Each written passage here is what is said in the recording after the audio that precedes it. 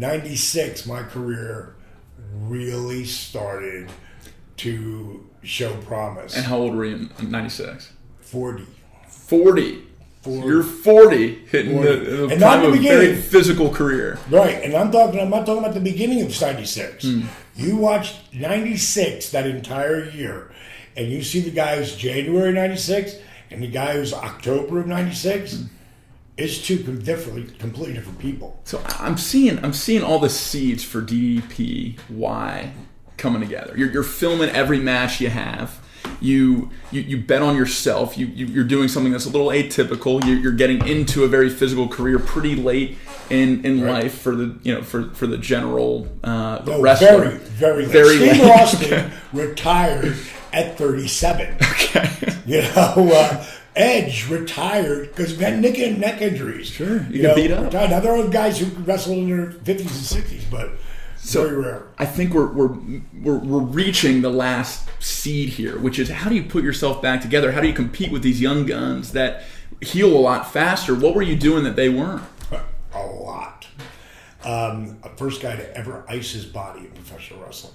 Okay. And I mean by almost a decade, maybe 8 years before there was ever trainers from when I had started. And they would go like, what are you putting ice on your knees for and your back? Because I'm trying to take down the inflammation. Which nowadays is like no brainer, right? But if no one's still doing people it, who don't do it. Yeah. It's just, and I don't like ice. Well, okay, good luck with that. Yeah. Because ice is your best friend. Yeah. I went deep muscle massage therapy weekly. Yeah. Chiropractic weekly. Applied kinesiology. All of the stuff that turns muscles on, I was learning. I started changing what I ate. And the more I figured that out, like what they have done to our food as Americans is criminal. Yeah. And anyone who's watching, just go on Netflix, watch Food Inc. first. That's your best entry. And if you thought, oh yeah, I saw that, watch it again because you really didn't. Go back and watch it and pay attention. Watch it with your kids.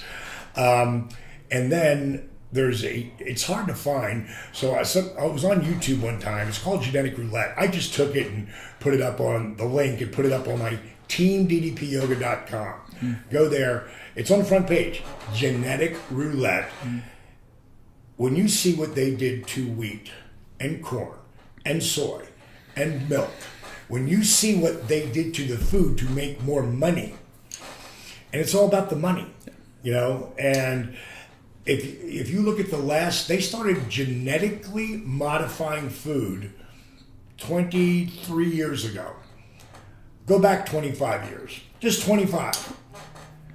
Since then, cancer, obesity, heart disease, diabetes, just those four, and look at the numbers. There was no 400-pound people in 1978, 1982, 1988. They didn't exist. Yeah. Now, everywhere. 500, 600. My 600-pound life.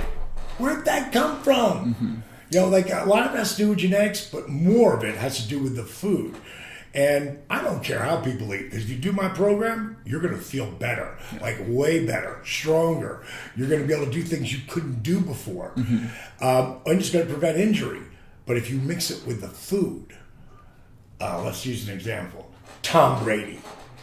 How does Tom Brady play at the level he plays at 41? Wait, he's plant-based or something, right? He's not plant-based, No. but he's no gluten, Yep. no wheat, no dairy, no poison. Yeah. And the guy wants to play to 45, which has never happened. Which is what you're preaching. Yeah. And again, when you really got to look at, and look at the results, at 40, you got, I don't know what Drew Brees is doing, but it's got to be something very similar. Yeah. Because you can't take the abuse that those guys take. And it's also a protected league today for quarterbacks. But you still got to you're going to take those hits that come blindside. Well, and most people, as you know. Yeah, 100%. And most people aren't, an NFL quarterback or a championship wrestler. Right. But I mean, a lot of the people, especially the people in your gym, the people that I've met today, they were that 400-pound person they've lost over 100 pounds, they've lost 150 pounds. They've come and joined your tribe. They join you because they believe in it, because it changed their lives. And that's the thing that sells me more than anything else is all these stories. The way I found you was through Arthur's story. Oh, that's the best story. Which is so powerful. I mean, it brings you to tears. What about... It sounds like, and correct me if I'm wrong, but it sounds like you were able to do this with yourself first. And you're like, if this works for me, this can work for other people. So take me back. You're on the older side of wrestlers. You are the old side of wrestlers. Past the old side. and you're working on yourself to be like, I still want to compete. I want to win a championship. I want to do this thing that people tell me I can't do. Right. Now, you take that, you learn all these lessons. When do you start teaching others? I would just talk casually about it in the beginning. Mm-hmm. For me, I called it Humpty Dumpty Day.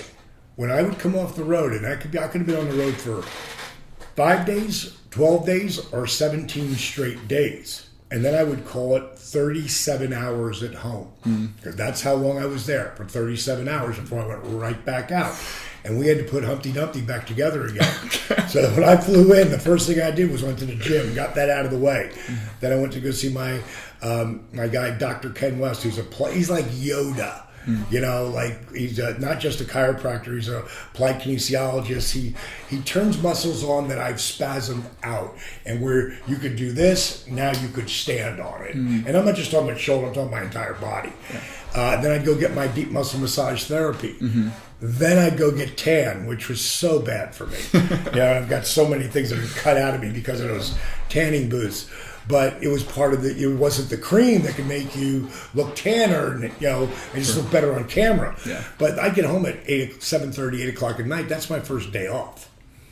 And the next day I'd do it all over again. Boom. And then I'd hop on a plane the next day and go off. Wow. So I had, eating cleaner, getting massages on the road, constantly. I would have ice towards the end of my career. Yeah. I'd put it just under a t-shirt. A bag here, ace bandage both knees, one behind my back. That's how I left the building. Yeah. And so what happened was, going into 99, I ruptured my L4 and L5. And it wasn't the Kevin Nash picked up a power bomb. It wasn't even cameras there at the time. He picked me up, he's 7 foot tall, and just throws me, and when you land like that, it wasn't him doing that, because he's protecting me as much as he can. Sure. It's the bump that broke the camel's back. Right. And what happens when this amazing vertebrae God gave us, in between it are these amazing things called discs. And they're like shock absorbers. So we can do this and get back up again and bounce and get up. But what happened is if you had a jelly donut and you went, that's what it'd be like. So boo-boo. So now I just signed over 97 and 98, which according to Pro Wrestling Illustrated, both years I was rated number 4 in the world. Wow. That's the spot I was in. In 97 and 98, we were killing the WWF, almost put them out of business. It was the Wars, the Monday Night Wars, put us on TV every friggin' day almost, like at least 4 days a week. And now I have 3 spine specialists telling me my career's over. I just got here. What do you mean my career's over? It's like, I went to 3 different specialists. They all said the same thing.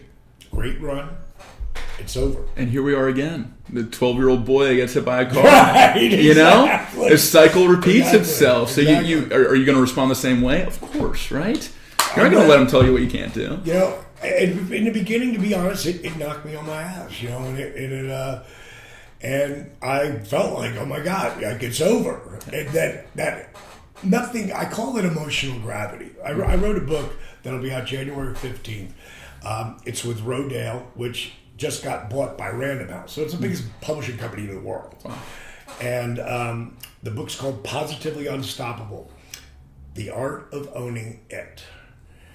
And what is it? It is whatever you want it to be. And for me, at that moment, and it's the most important thing, It's my mindset. No, not even a trophy, not Not even anything. It's, I've got to change. I know this emotional gravity pulling myself down at the moment. And no one can hurt you more than you. Yeah. Nobody. But the positive side of that is, if you can flip the script, no one can inspire you more than you. No one can give you more drive, passion, work ethic. Nobody can do it for you more than you. And it took, now again, I'm still married to that same woman, Kimberly, and she's like, why don't you try yoga? And I gotta be honest, I'm like, fuck that. No, I'm not doing yoga. No, I'm not. I'll try anything. I'm not doing, because I just associated it. I put it in a box. And she's like, you will try anything. And you won't try something like yoga that might help you. All right, and she gave me a couple VHSs. I'm not doing that. No, I'm not gonna do that one. And we came across a guy named Brian Kess who taught power yoga. And this guy's, he's like the Hulk Hogan of that industry to me and to a lot of people. But super cool dude from Detroit. And I started doing his, and everybody looked like Gumby. Like, everybody could do all the stuff. They don't look like you. No, and it was really frustrating because Kimberly could do everything. Yeah. And I couldn't. And so what it made me do, like I've done every time in my life, okay, make it my own. Through my entire program, every single freaking workout that you will hear me do, at some point I'll say, make the DDPY your own. Don't worry about where I am or he is or she is. Where are you?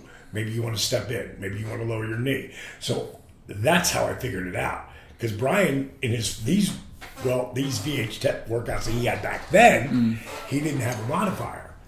Later, he would. And his next ones that he did. But at the time, I had to figure it out. And in 3 weeks, I can't tell you how much better I felt. And I knew that this was going to help me, but I knew it wasn't giving me everything. So then I started to grab, at night, the rehab. One night I put the rehabilitation stuff with the yoga positions. That's why I won't let anybody call my stuff yoga. Because it's not just yoga. It's yoga, rehab, old school calisthenics. Push-ups, squats, crunches. If you can't do a push-up, you stay in plank. If you can't stay in plank, you lower to your knees. Yeah. You can be on all knees. You can't be on all your knees, then stand up. That chair workouts. You don't even go to the ground. But that took years to get to that. But at the moment, for me, I had to get those I created 3-second push-ups where you lower for 3, hold for 3, come up for 3, lower for 3, hold for 3. Then I go into Cobra to down dog. And in the beginning, I had to do it on my knees. So I understood, like, you can't do this yet. Well, eventually I got off my knees. Eventually 3-second push-ups became 5-second push-ups. 5-second push-ups became 10-second push-ups. 10-second push-ups became sets. Now, this is for me. There's people that do my program never even do a push-up. Yeah. There's others who never have done one in their life who could do a 10-second push-up today. Yesterday I worked out. I figured me and you were going to do something today. Yeah. So I didn't work out yet. But yesterday, during my workout, this is my workout. I wouldn't take very few people through this workout unless they're in my advanced level on my app. But during my workout on my first set, which people would call a salutation, I did 8 10-second push-ups. Woo, okay. That's not easy. Try doing 3. Yeah. Like 8. I can do 10. I'd go... Amazing. 62 years old. Right. And 62 years young. Excuse me. And that, again, mindset. Everything is the story you tell yourself. Yeah. That's what Positively Unstoppable is all about. And what I do with my book is teach people how to reboot their brain, how to change the story they tell themselves. Now, is it just going to happen? Of course not. It's going to take time. That's where the work comes in. For this Hall of Fame ring, inside that, it says work ethic equals dreams, exclamation point, DDP. And I gave that a lot of thought. Truth. Because... Well, I wanted people, because most people just put their name in there, the date and whatever. But I wanted something that was like, this is the biggest thing in my business that you can be, a world champion or just like the Oscar. That's what it means. Like, here's your Oscar. You had the best performance. You're making the most impact on our business.